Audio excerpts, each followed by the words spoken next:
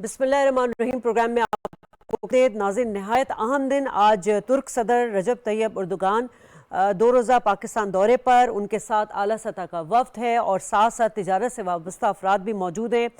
और यकीनन कल का दिन जो है वो नहायत ही मसरूफ़ गुजरेगा। वज़ीर आज़म से मुलाकात होगी, सदर मुमलिकत से मुलाकात होगी, मुतअद्दिद मुआहदों पर दस्तखत किए जाएंगे और मुख्तलिफ जो फोरम्स हैं उस पर खिताब भी होंगे।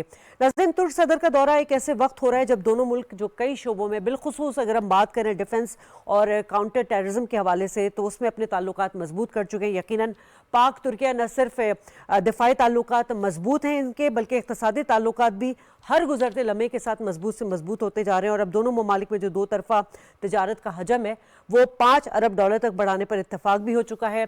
सो आज हम इसी वाले से बात करेंगे, ये दौरा कितनी अहमियत का हामिल होगा अब जब हम देख रहे हैं कि दुनिया में सूरत हाल बदलती जा रही है, ख़ासतौर पर मिडिल ईस्ट में जो सिचुएशन बनती चली जा रही है। ट्रंप के बयानात को ले लें, नेतन्याहू के बयानात को ले लें, उसके बाद से जो तेज़ी से आलमी हालात तब्दील हो रहे हैं, तो ये दौरा इस हवाले से कितनी अहमियत का हामिल होगा। मेरे साथ मौजूद है इस वक्त डॉक्टर मुनव्वर हुसैन साहब, आप IR एक्सपर्ट हैं। डॉक्टर फुरकान हमीद साहब, आप जर्नलिस्ट हैं, आप दोनों मेरे साथ मौजूद हैं। जनरल जाहिद महमूद साहब हमारे साथ दिफाई तज्ज़ियाकार स्टूडियो में मौजूद हैं। आप तीनों मेहमानों को शुक्रिया अदा करना चाहूँगी मैं। सबसे पहले सर आपसे ले लेती हूँ जाहिद साहब सवाल के, यकीनन जब मैं बात कर रही हूँ कि ये दौरा इस हवाले से अहमियत का हामिल है कि पाक तुर्किया बरादराना ताल्लुकात तो हैं, लेकिन हर गुजरते वक्त के साथ जो है वो दिफाई ताल्लुकात बहुत ज़्यादा मजबूत होते जा रहे हैं। जी, बिस्मिल्लाहिर्रहमानिर्रहीम। Thank you very much Shazia for the invite. देखिए, तुर्की जो है पाकिस्तान के लिए और पाकिस्तान तुर्की के लिए दो बहुत ही अहम मुल्क, दो बहुत ही अहम दोस्त और टाइम टेस्टेड फ्रेंडशिप है। हमारी इकनॉमिक कोलैबोरेशन भी है, हमारे पास फोरम्स भी मौजूद हैं और सबसे बड़ी बात यह कि जो स्ट्रेटेजिक पार्टनरशिप टर्की और पाकिस्तान की जो मौजूद भी है और फर्दर एनहांस होती जा रही है, उसको बेहतर करने के लिए जो विल है वो दोनों साइड्स पे न सिर्फ गवर्नमेंट के बीच में है, न सिर्फ हमारी जो मिलिट्री टाइज़ है, मिलिट्री टू मिलिट्री दोनों लीडरशिप के बीच में है, बल्कि पाकिस्तान की अवाम और तुर्की की अवाम में है। और जो दोस्ती पीपल टू पीपल कॉन्टेक्ट के ऊपर बेस्ड होती है, जो दोस्ती गवर्नमेंट टू गवर्नमेंट फिर आगे चलती है और मिलिट्री टू मिलिट्री चलती है, वो बहुत ही पायदार होती है। बिकॉज हम शेयर करते हैं अपनी वैल्यूज़ को। जब शेयर्ड वैल्यूज़ के ऊपर कोलैबोरेशन होता है तो वो नहायत ही पायदार होता है। और जैसे मैंने बताया कि दोनों तरफ विल भी पाई जाती है और साफ नीयत के साथ वो एक दूसरे के साथ चलना चाहते हैं। और पाकिस्तान और तुर्की के चैलेंजेस भी बहुत मिलते हैं। और पाकिस्तान और तुर्की ख़ास तौर पे आपने मिडिल ईस्ट का जिक्र किया है, वहाँ पे एक अहम रोल अदा कर सकते हैं। सेंट्रल एशियन रिपब्लिक के जो कॉन्फ्लिक्ट्स हैं उसके रेजोल्यूशन में बहुत अहम रोल अदा कर सकते हैं। और फिर जो हमारा पार्ट ऑफ द वर्ल्ड है, जो हमारा साउथ एशिया या एशिया के बीच में जो कॉन्फ्लिक्ट्स हैं, चाइना के साथ जो कोलैबोरेशन है, तुर्की जो है उसमें बहुत अहम रोल अदा कर सकता है। और प्रेसिडेंट अर्दोगान का इस मौके पर इंडोनेशिया, मलेशिया के बाद पाकिस्तान आना एक बहुत बड़ा सिग्निफिकेंट इवेंट है जी। ये उस तरफ इशारा कर रहा है कि पाकिस्तान की कितनी इम्पोर्टेंस है टर्की के बीच में, और वो पाकिस्तान को एक स्ट्रेटेजिक पार्टनर के तौर पर समझते हैं और वो इंशाल्लाह इन ताल्लुकात को आगे लेकर जाएंगे। पाकिस्तान और उनके मिलिट्री ताल्लुकात तो बहुत अरसे से हमारी बहुत अच्छी कोलैबोरेशन चल रही है डिफेंस के लिहाज से, और ख़ास तौर पर ये जो अभी इंटरनेशनल थ्रेट है टेररिज्म का, हम ऑलरेडी बहुत कोऑपरेट कर रहे हैं टर्की और पाकिस्तान एक दूसरे की कैपेसिटी बिल्डिंग के बीच में। और अब जो अफगानिस्तान जो नया जन्म ले रहा है, इसके ऊपर अफगानिस्तान के अंदर की जो सॉइल अभी जब यूज़ हो रही है against for terrorism in all parts of the world, तो वहाँ पे अभी तुर्की की और पाकिस्तान की कोलैबोरेशन बहुत ही ज़रूरी है। मिडिल ईस्ट के कॉन्फ्लिक्ट के रेजोल्यूशन के बीच में पाकिस्तान और तुर्की का इकट्ठा चलना बहुत ज़रूरी है। और आई एम श्योर कि हमारा जो फोरम्स ऑलरेडी मौजूद हैं हमारे पास, तुर्की और पाकिस्तान का हाईएस्ट लेवल फोरम्स मौजूद हैं, उसकी 7th मीटिंग भी होनी है। तो I think we have a perfect situation और अभी हमारे आई एम श्योर कि ये बहुत अच्छे तरीके से आगे अभी बढ़ेंगे। ठीक है डॉक्टर मुनव्वर साहब, इस वक्त इस दौरे की अहमियत को आलमी तनाजुर में आप किस तरह एलैबोरेट करेंगे? देखें जी, ग्लोबल लेवल पे अगर आप इस दौरे को देखें तो बड़ा इंपॉर्टेंट है, बिकॉज हम इस वक्त मल्टीपोलैरिटी देख रहे हैं जहाँ पे सेंटर्स ऑफ पावर्स तो अपनी जगह पे हैं, लेकिन मिडिल रेंज पावर जैसे टर्की है, पाकिस्तान, जिसके पलड़े में जाएंगे वो पलड़ा इस वक्त भारी होगा। उसके अलावा नए इंस्टीट्यूशंस और इंटर गवर्नमेंटल ऑर्गेनाइजेशंस वजूद में आ रहे हैं, जिसमें G20 है, टर्की अभी उसमें शामिल हुआ है, ब्रिक्स है, SCO है, नाम है, OIC है। उसमें भी दोनों ममालिक का एक कलीदी किरदार बनता है। फिर ये कि मुस्लिम वर्ल्ड और ग्लोबल साउथ के अंदर दोनों मिलिट्री पावर हैं, और उसके अलावा फिर आप ये देखें कि टर्की और पाकिस्तान दोनों लिबरल मुस्लिम कंट्रीज़ हैं और ब्रिज कर सकते हैं वेस्ट और मुस्लिम वर्ल्ड के दरमियान में। इसके अलावा आप देखें कि टर्की के पास टेक्नोलॉजिकल एडवांसमेंट बहुत ज़्यादा है और हमें वहाँ से सीखने की ज़रूरत है। किसी वक्त में पाकिस्तान ज्वेलरी में इंटरनेशनल मार्केट को लीड करता था और अब वो हम लीड नहीं करते। टर्की के पास वो टेक्नोलॉजी है, हम उससे लर्न कर सकते हैं। चौथा ये कि इस वक्त पाकिस्तान यूनाइटेड नेशन के सिक्योरिटी काउंसिल में नॉन परमानेंट मेंबर बना है और जून में पाकिस्तान के पास उसकी प्रेसिडेंसी भी आ जाएगी। तो बहुत सारे इश्यूज जिसकी तरफ अभी इशारा भी दिया गया, चाहे वो कश्मीर का मसला हो, फ़लस्तीन का मसला हो, उसके साथ यूक्रेन की वॉर का मसला हो, आर्मीनिया का मसला हो, ग्रीस साइप्रस का मसला हो, मेरा ख्याल है ये वो इश्यूज हैं जिनमें दोनों की कोऑपरेशन आपस में बनती है। और फिर मजे की बात ये कि कोल्ड वॉर के दौरान जिस वक्त बायपोलैरिटी थी, दोनों वेस्ट कैंप में थे, और अब इस वक्त मल्टीपोलैरिटी के अंदर अगर आप देखें तो दोनों बैलेंस्ड रिलेशनशिप की कोशिशें कर रहे हैं with all centres of powers. तो ये दोनों के दरमियान में आपको कॉमनैलिटी नजर आती है। रीजनल सतह के ऊपर भी दोनों ममालिक बड़े इंपॉर्टेंट हैं। मिसाल के तौर पे आरसीडी का जो सिलसिला शुरू हुआ था पाकिस्तान, टर्की और ईरान के दरमियान में मोहब्बतों के साथ, मेरा ख्याल है उसको आगे बढ़ाने की ज़रूरत है। और तीनों की मेंबर्स हैं इंटरनेशनल कम्युनिटी के, और उसके साथ साथ टर्की और पाकिस्तान के बायलैटरल लेवल के ऊपर भी तारीखी लिहाज से भी आपको याद होगा खिलाफत मूवमेंट, उसमें बीएमआर और मौलाना मोहम्मद अली जौहर और मौलाना शौकत अली जौहर बड़ा इंपॉर्टेंट रोल था जब पाकिस्तान वजूद में नहीं था। जी। पाकिस्तान की सकाफत में, मुगलिया एम्पायर में टर्की का आपको अक्स नज़र आता है। मईशत के हिसाब से मैं ये कहूँगा जहाँ पे डिफेंस कोऑपरेशन ठीक। अच्छा है, पीपल टू पीपल कांटेक्ट अच्छा है, मईशत में हम ज़रा ढीले हैं, और इसकी वजह जब आप पूछेंगे मैं बताऊंगा। तकरीबन $450 मिलियन की इस वक्त हमारी ट्रेड है, जबकि इंडिया और टर्की की $850 मिलियन से ज़्यादा की। तो इसको बढ़ाने की ज़रूरत है। अभी कहा गया कि $5 बिलियन तक ले जी। जाएंगे, मैं तो कहता हूँ $10 बिलियन तक जानी चाहिए। उसका रूम मौजूद है हमारे दरमियान में। ठीक है।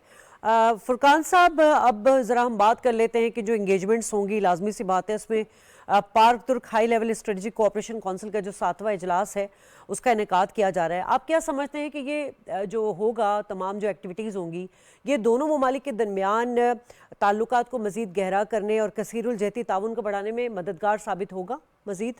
हाँ जी, जी हाँ, बिल्कुल डेफिनेटली। क्योंकि आपने देखा होगा कि पाकिस्तान तुर्की के ताल्लुकात जो है वो हमेशा दुनिया के लिए मिसाल की हैसियत रखते हैं। दुनिया में कोई ऐसे ममालिक नहीं है जिनके अवाम के दरमियान बड़ा गहरा ताल्लुकात हो। यानी अगर देखा जाए हुकूमतों की सतह पर तो ताल्लुकात चले आ रहे हैं, लेकिन जो आवाम की सतह पर जो ताल्लुकात है वो शायद ही दुनिया में किसी दो ममालिक के दरमियान इस कदर गहरे और तावन का सिलसिला जारी रखा जाता है। ये सिर्फ पाकिस्तान और तुर्की ही है जो एक दूसरे के अवाम के साथ गहरे ताल्लुकात कायम रखे हुए हैं। यानी अगर हुकूमत किसी भी मुल्क में तब्दील हो जाए या पाकिस्तान में या तुर्की में, इससे कोई फर्क नहीं पड़ता। फर्क जो है पड़ेगा उसको ही पड़ेगा जब अवाम का जो है वो चार्ट हो जाएगा। लेकिन ऐसा मुमकिन नहीं, क्योंकि तुर्की जो है वो पाकिस्तान से इतनी गहरी मोहब्बत करती है कि दुनिया में पाकिस्तान के बारे में ये कहा जाता है कि तुर्की के बगैर पाकिस्तान जो है, पाकिस्तान के बगैर तुर्की मुमकिन ही नहीं है, आगे ही नहीं बढ़ सकते। दोनों मालिक के ब्रदर हैं तो अगर के, तो ये तुर्कों की एक कहावत है, तुर्कों का एक जो है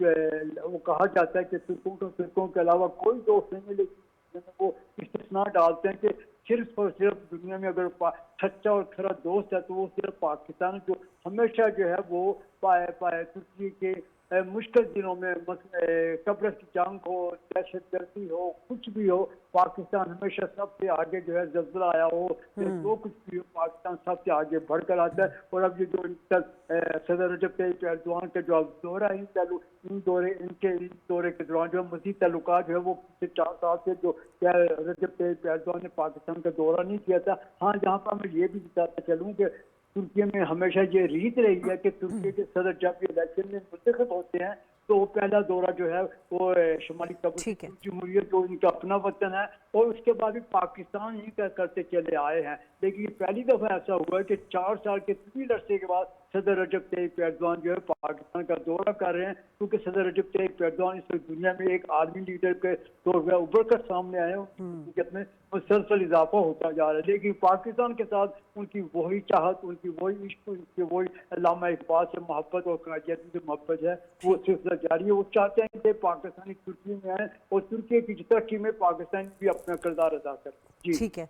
अब जाहिद साहब, हाल में ही पाकिस्तान ने तुर्क दिफा जो बहरी जहाज़ है उनकी ख़रीदारी के एग्रीमेंट किए हैं। आप क्या समझते हैं कि दिफाई शराकतदारी में ये कितना, इसमें क्या कितना बेहतरीन इजाफा है? साथ साथ जो तुर्किया की जो दिफाई सनत है, उसने पाकिस्तान को UAV टेक्नोलॉजी जो है फराहम की है, उससे पाकिस्तान क्या फ़ायदा उठा सकता है? देखिए शाजी, इस वक्त पाकिस्तान जो है वो इस वक्त वॉर ऑन टेरर जिस तरह हम लड़ रहे हैं, और Pakistan is going through a war, और हमारा जो स्पेशली खैबर पख्तूनख्वा में और बलूचिस्तान में जो सिचुएशन चल रही है, जो हम वहाँ पे शिकार हुए हैं एक प्रॉक्सी वॉर और स्टेट स्पॉन्सर्ड टेररिज्म का, जो इंडिया ने अफ़गानिस्तान की सरजमीन से पाकिस्तान के ऊपर वेज कर रहा है, और BLAs BLF ये TTP की सूरत में, तो ड्रोन टेक्नोलॉजी जो है ये अभी मॉडर्न वॉरफेयर में, और ख़ास तौर पे वॉर अगेंस्ट दीज प्रॉक्सीज जिनकी तरफ मैं इशारा कर रहा हूँ, उसमें बहुत अहम रोल अदा करती है।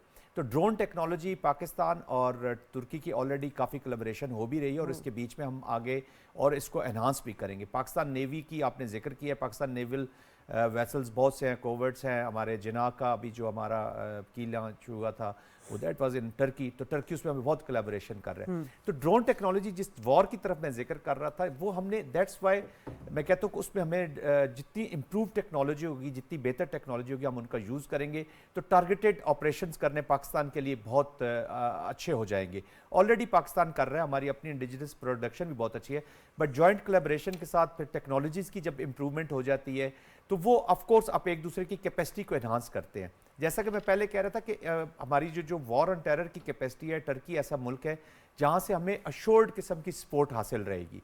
माजी में हम देखते रहे हैं कि हमने जब भी वेस्ट से कुछ कॉन्ट्रैक्ट्स किए, या हमने अमेरिका के साथ भी जो भी डिफेंस डील की, उनके साथ कुछ ना कुछ शराइत या कुछ ना कुछ सख्तियाँ अटैच ज़रूर कर दी जाती है। F-16 का केस बड़ा प्रोमिनेंट रहा है, आपको याद होगा, हमें बड़े उसमें चैलेंजेस रहे। फ्रांस के साथ भी जब हमने कोलैबोरेशन किया, हमें उसमें चैलेंजेस आते हैं, लेकिन टर्की एक ऐसा दोस्त मुल्क है जिसके साथ हमारी जो डिफेंस कोऑपरेशन है उसको हम बेहतर तरीके से एनहांस कर सकते हैं, और वीज़ा वी पाकिस्तान की टेक्नोलॉजी से टर्की भी बहुत फ़ायदा उठा सकता है जी। टर्की और पाकिस्तान मिलकर जो इंटरनेशनल मिलिट्रीज़ हैं या इंटरनेशनल फोर्सेज हैं, उनकी कैपेसिटी एनहांसमेंट में भी for a better world and for a peaceful world.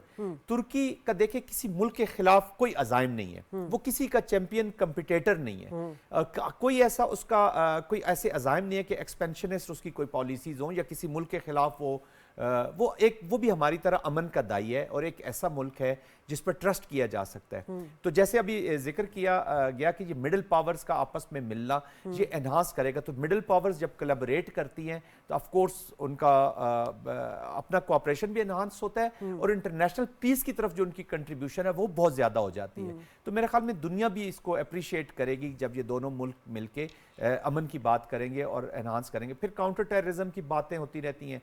Counter terrorism पे ऑलरेडी पाकिस्तान और टर्की की बहुत अच्छी कोलैबोरेशन है, कैपेसिटी बिल्डिंग के बीच में, क्रॉस ट्रेनिंग के बीच में, एक दूसरे के ऑफिसर्स एक्सरसाइजेज हमारी होती रही हैं, नेवल एक्सरसाइजेज होती रही है, इसलिए काउंटर टेररिज्म की बहुत एक्सरसाइजेज एक परमानेंट फीचर है जी टर्की और पाकिस्तान का। तो उसके बाद हमने देखा है कि जब से ये वॉर ऑन टेरर शुरू हुई है वहाँ से लेकर आज तक पाकिस्तान ने भी टर्किश आर्म फोर्सेस की, और टर्किश आर्म फोर्सेस ने पाकिस्तान की कैपेसिटीज़ को बहुत ज़्यादा एनहांस किया है। और आई थिंक इसमें अभी और स्ट्रेटेजिक ये जो पार्टनरशिप हमारी जाएगी तो ये लॉन्ग टर्म एक बहुत अच्छा कोऑपरेशन जाएगा, ट्रस्ट वर्दी फ्रेंड्स, और जैसे मैंने पहले कहा कि जब हमारी शेयर्ड वैल्यूज़ हों जिन दो मुल्कों के दरमियान में, ट्रस्ट डेफिसिट ना हो और विल मौजूद हो, और वो विल सिर्फ गवर्नमेंट लेवल पे ना हो, वो बल्कि अवाम के बीच में चली जाए, तो आई थिंक टर्की से बेहतर स्ट्रेटेजिक पार्टनर पाकिस्तान को शायद ही कोई मिले। ठीक है। तो डॉक्टर मुनव्वर साहब, आप जो पहले बात कर रहे थे कि मुआशी तौर पर पाकिस्तान उस तरह से फ़ायदा नहीं उठा रहा है, उसको उठाना चाहिए, तो इस दौरे को आप किस तरह देख रहे हैं? जो तिजारती सरगर्मियाँ होंगी, जो MOU साइन होंगे, और ख़ास तौर पे जो तेहरान इस्तांबुल रोड कॉरिडोर की बहाली के लिए मुश्तरका तौर पर जो है वो इक़दाम किए जा रहे हैं, इससे कितना इजाफा हो सकता है? ये कितना अहमियत का हामिल होगा मुस्तकबिल में कॉरिडोर? तो देखें, इससे पहले 2-3 मैं कमेंट्स देता चाहूँ। पाकिस्तान और टर्की के दरमियान में जो दिफाई ताउन है उसमें कान बड़ा इंपॉर्टेंट है। 5th जनरेशन का फाइटर जेट जो है वो हम टर्की के साथ मिलकर तैयार कर रहे हैं। इसके अलावा हमें अप्रिशिएट करना चाहिए अपनी फॉरेन पॉलिसी को कि पाकिस्तान ने बैक वक्त सऊदी अरब के साथ भी ऐसे ज़बरदस्त ताल्लुकात रखे हुए और टर्की के साथ भी। हालांकि टर्की और सऊदी अरब के जो ताल्लुकात हैं उसमें फ्लक्चुएशन आपको हमेशा नज़र आती रही है। तीसरी बात मैं ये कहूँगा कि हमें जो जॉइंट वेंचर्स हैं वो दिफाई शोबों के साथ साथ मेरा ख्याल है जिस तरह बात की जा रही है कि माशरती सतह के ऊपर बड़े हमारे गहरे मरासिम हैं तो हमें जॉइंट ड्रामाज भी करने चाहिए, हम्म। एजुकेशनल एक्सचेंज प्रोग्राम भी होना चाहिए, मीडिया हाँ। नैरेटिव मेकिंग के अंदर मीडिया कोऑपरेशन भी होना चाहिए बिकॉज दोनों ममालिक मिडिल रेंज पार हैं और आखिर आपने अपना नैरेटिव देना है, कब तक आप वेस्ट के नैरेटिव को आगे लेके चलते रहेंगे। हम्म। इसके साथ साथ मैं ये भी कहूँगा कि ये जो इकोनॉमिक जो कोऑपरेशन में जो मेजर मुझे हर्डल्स नज़र आते हैं, उसके अंदर सबसे बड़ा हर्डल तो पहले कोल्ड वॉर पॉलिटिक्स थी, जिसमें पेरिफेरल नेशंस के दरमियान में हार्मनी ऑफ इंटरेस्ट को पैदा नहीं होने दिया जा रहा था। फिर उसके बाद कोल्ड वार ख़त्म हुई और सोवियत यूनियन टूटा, सेंट्रल एशिया आ गया, सेंट्रल एशिया के बाद अफगानिस्तान इनस्टेबल रहा और फिर सबसे बड़ा जो प्रॉब्लम मैं समझता हूँ इस वक्त जब मल्टीपोलैरिटी है, स्पेस है, दोनों ममालिक एक दूसरे के करीब आ सकते हैं, हम्म। रियल जो प्रॉब्लम मुझे नज़र आता है वो स्ट्रक्चरल फ्लॉज है हमारे दरमियान में। अब स्पेशली हमारे पास रिफॉर्म का ना होना है, हम्म। जो ब्यूरोक्रेटिक स्ट्रक्चर है। देखें एमओयूज आपने यूएई के साथ बहुत साइन किए हैं, सऊदी अरब के साथ बहुत साइन किए हैं, चाइना के साथ बहुत साइन किए हैं, उसको प्रैक्टिकल शेप में लाने में वक्त लग जाता है और वक्त इसलिए लगता है कि हमारा जो ब्यूरोक्रेटिक स्ट्रक्चर है उसके अंदर फ्यूडल अभी भी मेंटालिटी मौजूद है। 1935 एक्ट अभी भी उसके अंदर नजर आता है। अमेरिका ने तरक्की की थी, उसमें एक रिफॉर्म का तसलसल नजर आता है जो जेफरसन जैक्सन से होता हुआ विल्सन और फिर उसके बाद कार्टर तक आता है, क्लिंटन और ओबामा तक, और अब प्रेसिडेंट ट्रंप भी रिफॉर्म लेकर आ रहे हैं जिसकी वजह से इस वक्त अमेरिका में शोर भी मच रहा है। तो रिफॉर्म के बगैर हम आगे नहीं जा सकते। और दूसरा इंपॉर्टेंट पॉइंट जो है हम्म। वो मेरिट को फॉलो करना है। मैं ये समझता हूं कि सिंगापुर कराची से छोटा है, मेरिट की वजह से सिंगापुर उसकी इकोनॉमी इस वक्त तकड़ी है, उसका स्ट्रेचर तकड़ा है। हम्म। अगर हम मेरिट और रिफॉर्म्स को लेकर आए तो कोई शक नहीं है कि टर्की और पाकिस्तान के दरमियान में भरपूर पोटेंशियल मौजूद है और हम्म। ऐसा न खत्म होने वाला ट्रस्ट है जो कि मुस्लिम वर्ल्ड ग्लोबल साउथ को लीड कर सकता है और हम्म। लीडरशिप लेने की दोनों के अंदर सलाहियत मौजूद है। दोनों की मिलिट्री बड़ी तकड़ी किस्म की है, दोनों का इन्फ्लुएंस वेस्ट में भी है, ईस्ट के अंदर भी है, दोनों के अंदर टैलेंट भरपूर भरा हुआ है, हम्म। दोनों के अंदर टेक्नोलॉजिकल एडवांसमेंट की भी शवाहिद मिलते हैं, दोनों की इकोनॉमी वायबल है और दोनों के जो कल्चर हैं वो भी बड़े तकड़े किस्म के। तो इसमें कोई शक नहीं है कि ये ग्लोबल साउथ को लीड करने की सलाहियत रखते हैं। ठीक है, बड़ी अच्छी बात की। उसमें एक पॉइंट फुरकान साहब बड़ा रेलिवेंट है कि ये मीडिया कोऑपरेशन जो है वो बहुत ज़रूरी है। हमने देखा कि टर्किया के जो ड्रामे थे हिस्टोरिकली वो तो बड़े मशहूर हुए। तो पाकिस्तान में भी इस तरह की चीज़ें हैं, ड्रामे हैं बहुत सारे ऐसे, पाकिस्तान के ड्रामे वैसे ही बहुत मशहूर हैं। तो हम इस तरह के एक्सचेंज प्रोग्राम्स भी कर सकते हैं। इसमें आप क्या कहना चाहेंगे? बिल्कुल सही कह रहे हैं कि देखा जाए पाकिस्तान के ड्रामे दुनिया भर में मशहूर थे। मैंने खुद भी जो है वो अनकही ड्रामा जो है तुर्क टीवी के लिए किया था। यानी उसमें ये हालात है टर्की इतना आगे एडवांस में थे, मीडिया टर्की के लिहाज से बहुत पीछे था, पाकिस्तान बहुत एडवांस है। 70 पाकिस्तान बहुत एडवांस है दुनिया के लिए, जिसे कहते हैं कि एक मॉडल की रोल मॉडल की हैसियत रखता था। और पाकिस्तानी ड्रामे जो है वो टर्की जुबान में डब करके पेश किए जाते थे और ये सिलसिला अभी भी शुरू किया जा सकता हो सकता है क्या, क्योंकि अब टर्की जो है वो अपने ड्रामों के लिहाज से दुनिया पर इस वक्त छाया हुआ है। दोनों ममालिक जो है कोऑपरेशन एक दूसरे ड्रामों में मीडिया में करके दुनिया के लिए भी एक मिसाल पेश कर सकते, क्योंकि पाकिस्तानी ड्रामों को भी अब बांग्लादेश से लेकर इंडिया तक टर्की में भी बहुत बेहद पसंद किया जाता है। वजह यह है कि पाकिस्तानी ड्रामे जो है वो बिल्कुल जो है कुदरती मनाजर के लिहाज से अपने बिल्कुल सही जिसे फितरी लिहाज से पेश किए जाते हैं। उसमें किसी किस्म की कोई ज्यादा जो जिसे कहते हैं मिलावट या वो नहीं होती, जो फितरत में जो कुछ नजर आता है वही पेश किया जाता है। इसलिए पाकिस्तानी ड्रामों को बड़े अच्छे तरीके से पेश किया जा सकता है तुर्की में भी और दुनिया भर में। तुर्की और पाकिस्तान मिलकर कर सकते हैं कि तुर्की और फिर इसके अलावा जो है आपने देखा होगा कि टर्किश रेडियो टेलीविजन के जो वर्ल्ड सेक्शन वो पाकिस्तानियों ही ने खड़ा किया। अंदाजा लगाएं कि टर्की जो है वो पाकिस्तान अनादोलू न्यूज एजेंसी जो है वो पाकिस्तान इंग्लिश मीडियम जो है इंग्लिश मीडियम की बात कर रहा हूँ वो पाकिस्तानियों ही की तरफ से खड़ी कर रहा है। हम लोग खुद जो है पाकिस्तान में शायद कुछ नहीं कर पाते, लेकिन पाकिस्तान से बाहर जो है पाकिस्तानियों की बहुत इज्जत है, पाकिस्तान का बहुत नाम है मीडिया में। खासतौर पर जो पाकिस्तानियों को जो मीडिया में पाकिस्तानी आगे बढ़ चुके हैं वो तुर्की से लिहाज से बहुत पीछे हैं। लेकिन हम जो है वो पाकिस्तान में जो है अपने चैनल वगैरह टर्की के स्टैंडर्ड के लिहाज से नहीं कर सके। हालांकि हम पीटीवी और टीआरटी को कोऑपरेशन के साथ एक दूसरे के साथ मिलकर जो है वो इसको बड़ा आगे ले जा सकते हैं। लेकिन बस टीआरटी वर्ड जो है जिसमें हालांकि ज्यादा पाकिस्तानी काम कर रहे हैं वो बहुत आगे निकल जा चुका है। जैसे CNN है, अल जजीरा है, इस तरह जी, PRT ठीक। वर्ल्ड जो है ये दुनिया का बेहतरीन टीवी चैनल है, लेकिन हम अब वहीं पे वहीं रह गए। हमें भी जो है अपने मुल्क की तरफ भी, अपने जो पाकिस्तानी मीडिया के लोग हैं बड़े एक्सपर्ट हैं, बड़े अच्छा नॉलेज रखते हैं, तो बड़ी अच्छी इंग्लिश है, दुनिया में उनकी मांग है, लेकिन पाकिस्तान में उनकी मांग नहीं। तो मुझे ठीक है बड़ा फुरकान दुख होता साहब, है।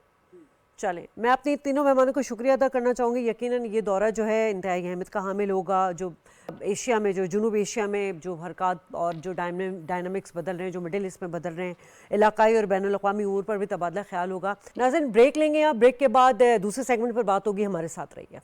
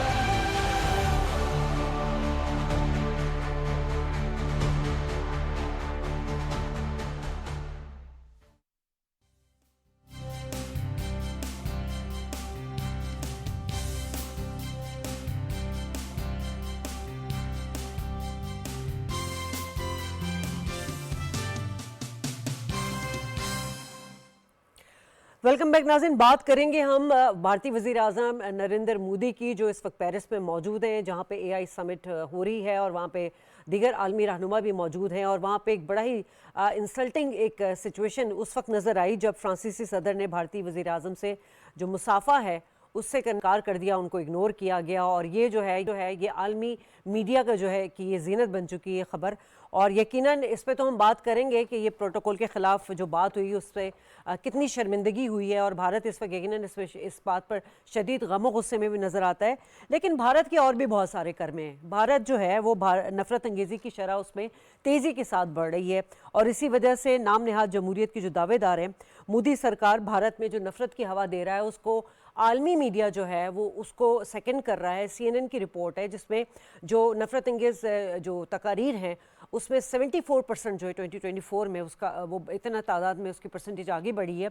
और ये मुसलमानों के हवाले से बहुत ज़्यादा है। माइनॉरिटीज़ को तो हम देखते हैं वहाँ पर कि उनके साथ जो सलूक रवा रखा जाता है। इसी हवाले से बात करेंगे। मैं अपने गेस्ट का तारुफ करा दूँ। मेरे साथ स्टूडियो में मौजूद है दिव्यकार major general retired Zahid Mahmood, मेरे साथ मौजूद है GR बलोच साबिक सफ़ीर। आप दोनों को वेलकम कहती हूँ। GR बलोच साहब, एक प्रोटोकॉल होता है कहीं पर भी, वो हमें हर जगह पे नज़र भी आता है। अब लाजमी सी बात है, मेज़बान मुल्क है पेरिस, और फ्रांसीसी सदर ने जिस तरह उनको इग्नोर किया, ये कितनी बड़ी शर्मिंदगी के बाइस है नरेंद्र मोदी और भारत के लिए? डेफिनेटली ये कोई अच्छी बॉडी लैंग्वेज का बड़ा अहमियत है डिप्लोमेसी में, कि किस तरह से कोई किसी को ग्रीट कर रहा है या इग्नोर कर रहा है जानबूझ के, या उन पे तज़हीकन कर रहा है या कर रही है।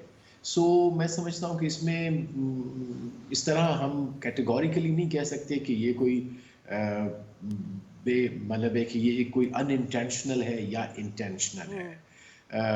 अहम ये है कि क्या फ्रांस ने इंगेज किया इंडिया को, क्योंकि इंडिया बजाते खुद भी अपने आप को एक बड़ा पोटेंशियल एक्टर इन AI में समझता है। तो वो और हर फोरम पे पहुंचा होता है, और इस फोरम पे भी पहुंच गया as a potential AI power और पोटेंशियल पावर। तो मैं समझता हूँ कि that is much more important for me. और मैं समझता हूँ जो नज़र आया है, जो मीडिया में रिपोर्ट हुआ है, कि तमाशबीनी के अलावा इस वक्त कोई टेंजिबल उनके कोई इंटरेक्शंस नहीं हुए, कोई ऐसी पजीराई उसको नहीं मिली, कोई ऐसा उसको नहीं देखा गया कि ये कोई फ्यूचर AI का पावर हाउस होने चला है इंडिया। सो मेरे ख्याल है उनको जिस तरह है मोदी का भी एक अंदाज पब्लिक के तौर पर अपने आप को प्रोजेक्ट करने का as a world leader and so and so forth, तो ये उसी की कंटिन्यूएशन है। जहाँ पे हम देखते हैं कि जब G20 उनके यहाँ हुआ तो लगता था कि ये क्योंकि जिस तरह से पूरे इंडिया में हज़ारों या करोड़ों रुपए खर्च किए, जो मीडिया खुद इंडियन बता रहा था, सिर्फ उसके पोस्टर लगाए गए थे मोदी के, तो वो एक मोदी की अपनी री इलेक्शन कैंपेन बन गई बजाय कि वो एक G20। सो ये मेरे ख्याल है इनके इस किस्म के तमाशे होते हैं, जिस किस्म की जो मीडिया पे प्रोपेगेंडा पे ये जो पॉपुलिस्ट लीडर्स हैं ना, उनकी एक प्रॉब्लम है।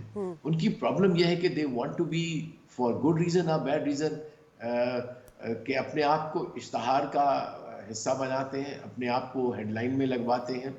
तो वो कभी इंटेंशनली हो जाता है, कभी अनइंटेंशनली। तो चले अगर अनइंटेंशनली उसने नहीं हाथ मिलाया, फिर भी उसका मकसद पूरा हो गया मोदी का, कि वो फिर अच्छा। वो खबर ही कम से कम वो खबर कम से कम जिन्नत बनी है एशिया शुरू की, और हम डिस्कस भी कर रहे हैं एग्जैक्टली। वैसे शायद नहीं, हम तो वैसे जो हम तो प्रोटोकॉल, और जो आपने बड़ी अच्छी बात की, यही बात मैं जाहिद साहब से करना चाहूँगी कि ठीक है जी, एक जस्चर होता है, एक प्रोटोकॉल होता है, साथ ही बैठे हुए नायब सदर अमेरिका के, ठीक है ना, इतनी हाइप क्रिएट हुई हुई है इस वक्त, तो क्या ये फ्रांसीसी सदर उनके वो कहते हैं ना मेमोराइज हो गए थे उनको देख के, नायब सदर को, कि वो मोदी को देख के जो है वो इग्नोर कर गए? जाहिद साहब, इन अ लाइटर नोट। जी, बिस्मिल्लाहिर्रहमानिर्रहीम। Thank you Shazia for the invite. देखिए, मोदी साहब के लिए ये जो एम्बेरसमेंट है, या डिप्लोमेटिक एम्बेरसमेंट समझ लें, या जो प्रोटोकॉल की एम्बेरसमेंट्स हैं, ये उनके लिए कोई इतनी मानी नहीं रखती। अगर आपको याद होगा कि मानी इसलिए नहीं रखती कि वो इसको बड़े तरीके से इग्नोर करने की एक आर्ट है उनको। अच्छा। उसको हंस के टाल देंगे, या ऐसे उसका मजाक बना के उसको टाल देंगे। लेकिन आपने याद होगा कि आप अमेरिका के जब इन्होंने विजिट किया ट्रम्प के साथ, इन्होंने बड़ा अपना शो करते हैं जी, पर्सनल फ्रेंड है। फिर ट्रम्प की आपको आर्गूमेंट्स भी याद होंगे जो उन्होंने मोदी साहब के बारे में और इंडियंस के बारे में बड़े तज़हीक अमेज़ किस्म के अल्फाज यूज़ करते रहे कि इंडियंस, जब वो मुख्तलिफ कंट्रीज़ के बारे में बातें करते तो इंडियन के बारे में उन्होंने बड़ी तज़हीक अमेज़ चीज़ें की हैं। अभी हाल ही में दूसरा देख लीजिए, तकरीबन 105 के करीब इनके जो इलीगल इमिग्रेंट्स भेजे गए हैं, तो वो कैसे भेजे गए हैं शाजी, ज़रा उसको देखिएगा। उनके हाथ बंधे हुए थे और आंखों पर उन पट्टियाँ बांधी हुई थी, और they were sent in a military aircraft. तो उसका एक जेस्चर है जिसमें जो ट्रम्प है, उन्होंने अपने जो जिसको ये शो करते हैं मोदी की, जी मेरे बड़े अच्छे दोस्त हैं, हाउडी मूडी और इस तरह की चीज़ें ये करते तो रहे हैं बहुत। तो ये क्लियरली अमेरिका ने अपने इस दोस्त को बताया है कि हमारे लिए भी तुम एक आम, ये इंडिया एक आम मुल्क ही है, और उसकी भी जो ट्रीटमेंट वैसी की है उन्होंने, जो जिस तरह वो किसी एक एनिमी कंट्री के साथ करते हैं, या जिनको खिलाफ उनके सख्त बयानात भी हैं। तो उस पर भी आपने देखा होगा कि ये 400 से ज़्यादा चैनल्स वाला मीडिया हाउस जो है, या जो जिसको हम गोदी मीडिया भी कहते हैं, मोदी का जो मीडिया है, बीजेपी का जो मीडिया, कितना उसने वावेला किया, कुछ भी नहीं। यही किसी और मुल्क ने किया होता है इनके साथ, या किसी और मुल्क के साथ हुआ होता, या खुदा न खास्ता पाकिस्तान के साथ ऐसी चीज़ हुई होती, तो यही मीडिया उसको उभार के बढ़ा चढ़ा कर पेश कर रहा होता। लेकिन ऑफ कोर्स ये इनके जो प्रोटोकॉल की जो एम्बेरसमेंट हुई है, ये एम्बेरसमेंट उन्हीं को फील होती है जिनको थोड़ी सी अपनी इज्जत का ख्याल होता है। आई एम सॉरी टू से such things, but this is fact. तो ये जब भारत अपनी डिप्लोमेसी करता है, जब इन्होंने झुकना होता है, अब चाइना के साथ इनकी बॉर्डर के ऊपर देखे जैसे हुई हैं, लेकिन जब चाइना के साथ ये उस तरीके से बढ़ चढ़कर, या इनका मीडिया उसका ववेला वैसा नहीं करता जैसे वो पाकिस्तान के खिलाफ अगर छोटी सी भी चीज़ हो, वहाँ के किसी के नल में पानी भी ना आ रहा हो तो वो ISI पाकिस्तान वो उस पर इल्ज़ाम लगा ले। लेकिन चाइना के खिलाफ उनको देखें, गुस्सा ज़रूर होगा, एम्बेरसमेंट भी हुई है, सारा कुछ हुआ है, चाइना ने अपना हक जो दिखाया है बॉर्डर्स के ऊपर, लेकिन उसके ऊपर जो उनका रिस्पॉन्स है तो वो क्लियरली इंडिकेट करता है कि इनका माइंड सेट कैसा है। तो जहाँ से उनको एम्बेरसमेंट होती है वो उसको अगर उनका कोई उसमें कोई फ़ायदा हो ना हो तो उस एम्बेरसमेंट को भी अपने लिए इज्जत का ही वो तासुर देने की कोशिश करते हैं। जी बलोच साहब, मोदी को अपने मुल्क में और दुनिया में जो पॉलिसियाँ इस वक्त अपनाई गई हैं, यकीनन उसको लेके तो खुद अपने मुल्क के लिए जो रेजिस्टेंस नज़र आ रही है, अपने मुल्क के अंदर से, भारत से मैं बात कर रही हूँ, लेकिन जो बीजेपी ने भारत में जो नफ़रत के जो बीज बोए हैं, और जो CNN की रिपोर्ट है कि 74% नफ़रत अंगेज़ तकारीर में इजाफा हुआ है, ये कितना ख़तरनाक है। दूसरा ये कि जो रियासत होती है वो तो अपने अवाम में, चाहे वो माइनॉरिटीज़ में हो या उनके अपने शहरी हों, अपने जो हिंदुत्व हों, उनके लिए भी वो एक जैसी पॉलिसी अपनाते हैं। लेकिन इस वक्त ये जो पूरी दुनिया में प्रचार हो रहा है और दुनिया में इस बात को बड़ा एक कहते हैं ना अलार्मिंग सिचुएशन की, जी इंसानी हुकूक की खिलाफ वर्जी तो हो रही है, लेकिन जिस तरह से नफरत अंगेज तकरीर की जा रही है, कितना खतरे के बाइस है। देखिए, बहुत ही खतरनाक है। लेकिन अगर मैं ये कहूँ, बल्कि इनफैक्ट मैं रिसर्च भी करता रहा हूँ और उस पर लिखना भी चाहता हूँ, बहुत जल्दी उस पर कुछ मेरे पास है। अच्छा। मैं ये समझता हूँ कि इस्लामोफोबिया का इस वक्त ग्लोबल एपी सेंटर इंडिया है। अगर मैं ये कहूँ तो ये गलत ना होगा, क्योंकि और ये डाटा जो आप बता रही हैं, जिस तरह से कंपाइल किया गया है कि किस तरह से खास तौर पे तमाम माइनॉरिटीज अमूमन और खुसूसन मुसलमानों को टारगेट किया जाता है। एंड अनफॉर्चुनेटली वो बतदरीज स्टेट का पॉलिसी का, स्टेट पब्लिक पॉलिसी का हिस्सा बनता चला जा रहा है, एक स्टेट के नैरेटिव का हिस्सा बनता चला जा रहा है। वो एक नई जनरेशन जो इनकी उभर रही है, बढ़ रही है, बड़ी हो रही है, उसको अगर इसी नफरत अंगेज माहौल में मिस इन्फॉर्मेशन से, डिसइंफॉर्मेशन से, नेगेटिव नैरेटिव से, नफरत की नैरेटिव से परवान चढ़ाएंगे, तो आप बताइए कि अगले 5 साल में, 10 साल में साउथ एशिया में क्या होगा नफरत के अलावा।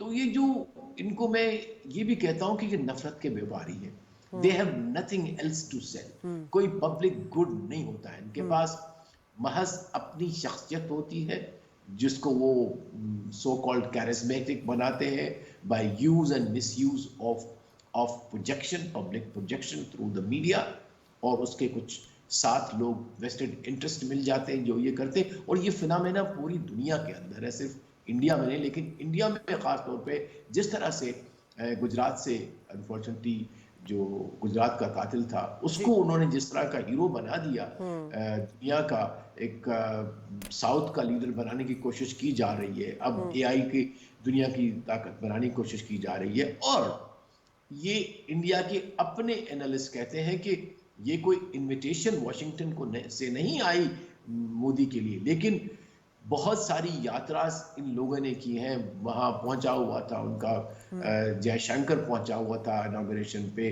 उसके अलावा भी बहुत सारे जो इसके अपने ऑफिशियल्स हैं, इन्होंने यूएस से बात की है कि भाई मोदी को आना चाहिए, क्योंकि सबसे बड़ी खफकी इनको ये थी कि वो चाहते थे कि ट्रंप मोदी को अपनी इनॉग्रेशन पे इनवाइट करे, जो कि ट्रंप ने नहीं किया। जबकि हम देखते हैं कि उसने चाइना के प्रेसिडेंट मिस्टर शी को इनवाइट किया। तो वो ये कि वो जो कहते हैं ना कि India actually punches above it's height, तो वो इसका मसला है कि वो अपने वजन से बढ़ के, ठीक है साइज के हिसाब से बड़ा मुल्क सही, पॉपुलेशन बड़ी सही, लेकिन अब तक वहां नहीं जहां होना चाहिए।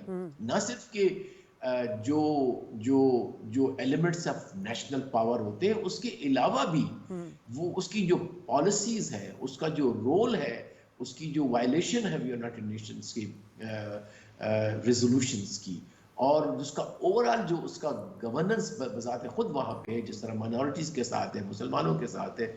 मैं नहीं समझता कि इंडिया का अभी वो वकार उस हद तक के जिस किस्म का वो बेनकाब हो चुका है इंडिया, बिल्कुल बेनकाब भी हो चुका है। बिल्कुल। एग्जैक्टली जाहिद साहब, ये तो हमें सबको पता है कि जी भारत की पाकिस्तान के खिलाफ या मुसलमानों के खिलाफ, और खुसूसी तौर पे ये जो बीजेपी आई है उसके बाद से जो दुश्मनी है वो किसी से ढकी छुपी नहीं है।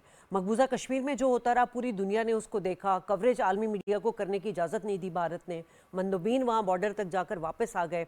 अब सवाल यहाँ ये कि चले अब दुनिया को तो इस चीज़ का कहते ना इदराक हो चुका है। फ्रांसीसी सदर ने इसको भी, इस मामले को उठाया भारत के साथ कि इंसानी हुकूक की खिलाफ वर्जी हो रही है। मकबूजा कश्मीर में जो निहत्ते कश्मीरी हैं उन पर जुल्म सितम हो रहा है। उस हवाले से मतलब अब ये तो यूरोप के लिए भी, मगरबी ममालिक के लिए भी भारत इस हवाले से मनपसंद मुल्क तो नहीं रहा।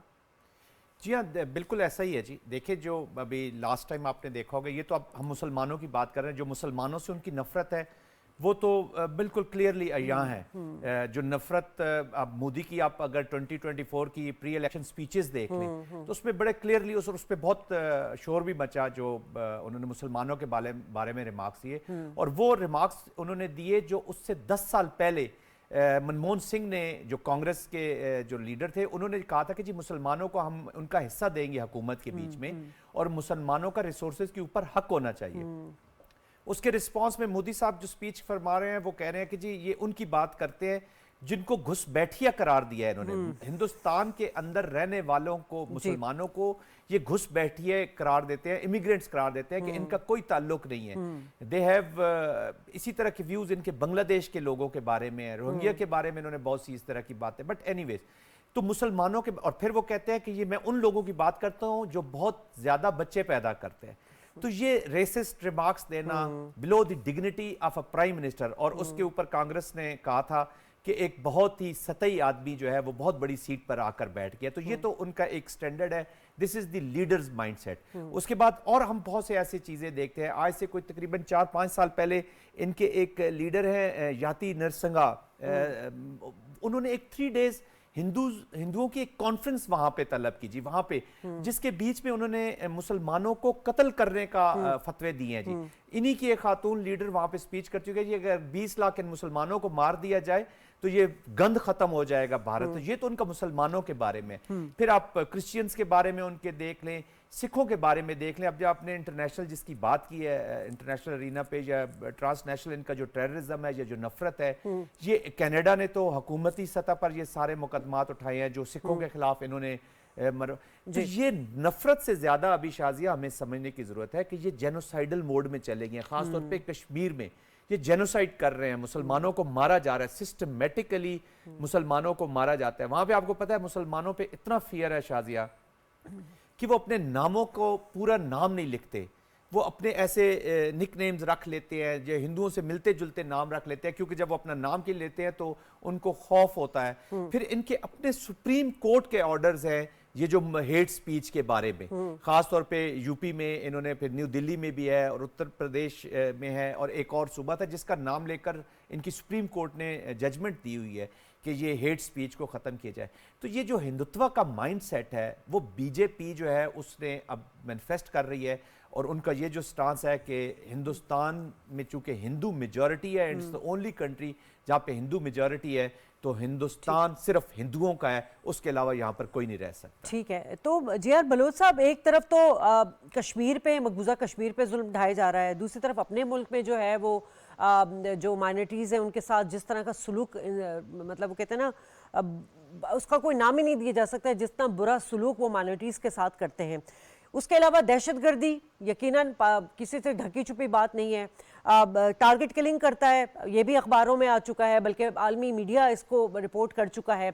कनाडा के साथ जो मामलात हुए हैं, ये तमाम चीज़ें जो हैं, ये आपको क्या नज़र आ रहा है कि अब वो दिन दूर नहीं है जब भारत इन अपनी तमाम हरकत की वजह से मुस्तकबिल में तना हो जाएगा? देखिए, दुनिया अनफॉर्चुनेटली शायद नहीं चलती उसूलों पे, अखलाकियात पे, मोरालिटी पे। डिप्लोमेसी के अपने वेस्टेड इंटरेस्ट होते हैं जिसके बुनियाद पर रियासतें अपने ताल्लुकात इस्तवार करती हैं, लिहाजा उस तरफ मैं नहीं जाऊंगा। अच्छा। लेकिन उससे अहम चीज़ ये है कि ये किस किस्म का मुआशरा पनप रहा है हिंदुस्तान में। और हमेशा मैं आपको बता दूं, ऐसे जो नफरत की बुनियाद के ऊपर और नफरत की जिनकी खमीर से जो बनते हैं वो अपने आप को ही खा जाते हैं। वो मुआशरे अपनी तरफ ही लौटते हैं और अपने ही मुआशरे को खुद खा जाते हैं। बाकियों के साथ भी तो होता है नुकसान उनका जी। तो मुझे ज्यादा खतरा इस चीज का है कि हिंदुस्तान में आने वाले 10 साल, 20 साल, 50 साल में, जो जिस तरह मैंने पहले जिक्र किया अपने पहली इंटरवेंशन में, कि जो वो नस्ल जो गुज़श्ता 15-20 साल से बीजेपी की मीडिया, जो उनके, जिस तरह उन्होंने फरमाया कि गोद ली हुई जो मीडिया है, जो पूरा दिन सुबह शाम उनका करते रहते हैं, हिंदुत्व का जपना करते रहते हैं, उसको उसके अंदर जब पनपे की, वो अपने आप को रिलेट कैसे करेगी? How will they relate with the world? Are even those diverse people who live in this? लेकिन जी आर बलोच साहब, एक सवाल यहाँ ये भी बनता है कि जिस तरह ये हिंदुत्व आइडियोलॉजी को प्रमोट कर रहे हैं और वहाँ के नौजवानों के जहनों में जहर घोला जा रहा है, और दुनिया की तकरीबन, अब कहेंगे आबादी, दूसरी बड़ी आबादी चाइना के बाद हमें नज़र आ रही है, ऑलमोस्ट उतनी फिगर हो गया है, तो इस मुल्क में तो अपने अंदर खाना जंगी शुरू हो जाएगी।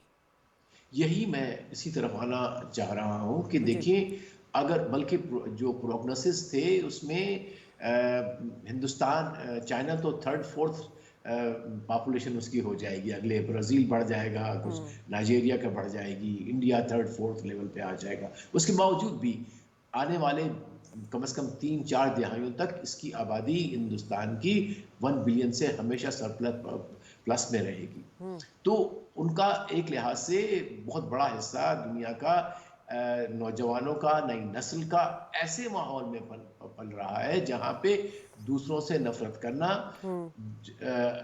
और दूसरों को मुख्तलिफ समझना और एक एक्सक्लूसिव सोसाइटी को बनाए जा रहे हैं। तो ये कैसे एम कर सकते हैं कि वो एक ग्लोबल पावर बन जाएंगे, एक रीजनल पावर बन जाएंगे? क्योंकि देखिए, ये जो ग्लोबल पावर या रीजनल पावर, वो सिर्फ मिलिट्री नंबर ऑफ टैंक्स का नाम नहीं है, आईटी के सॉफ्टवेयर का नाम नहीं है। Its entire the way a nation is built, the way the nation behaves, और उसकी जो कलेक्टिव थिंकिंग, कलेक्टिव एटीट्यूड, उन तमाम चीजों का मजमुआ होता है। तो अगर ये चले, हम फर्ज कर लेते हैं कि आईटी में बहुत आगे भी चले जाते हैं, कंपीट करते हैं चाइना से, जो कि बहुत मुश्किल है, बहुत सारी डेकेड्स वो पीछे हैं चाइना से।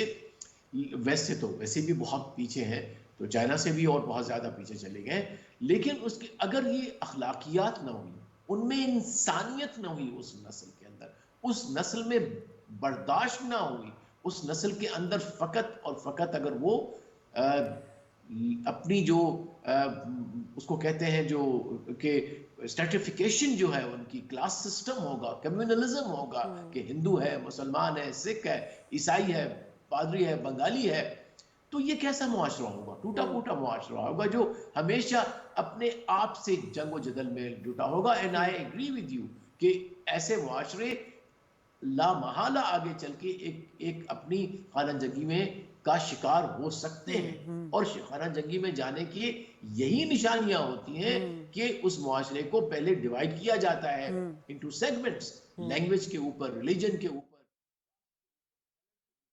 उसके बाद आगे चल के ये लड़ते तो हैं। जाहिद साहब, दुनिया को फिर भारत के साथ जो वसी इक्तिसादी, क्योंकि अब हमें पता है क्या इंटरेस्ट है दुनिया का, तो ये वसी इक्तिसादी ताल्लुकात कायम करने से पहले इन फ्लॉज को नहीं देखना चाहिए?